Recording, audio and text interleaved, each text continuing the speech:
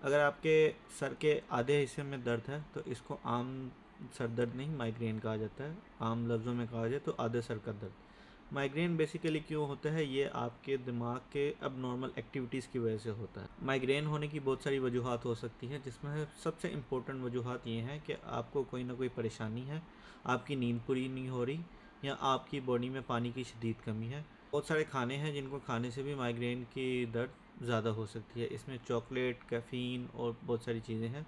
तो अगर आपको इनमें से किसी एक चीज़ से भी माइग्रेन हो रही है तो इसको आप साइड पर करके अपने आप को माइग्रेन से बचा सकते हैं।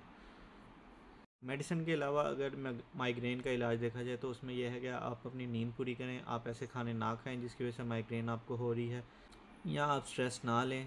अगर इन सारी चीज़ों से आपको फ़र्क नहीं पड़ रहा तो आप ऐसी मेडिसिन इस्तेमाल करें जो माइग्रेन में हेल्प करती है।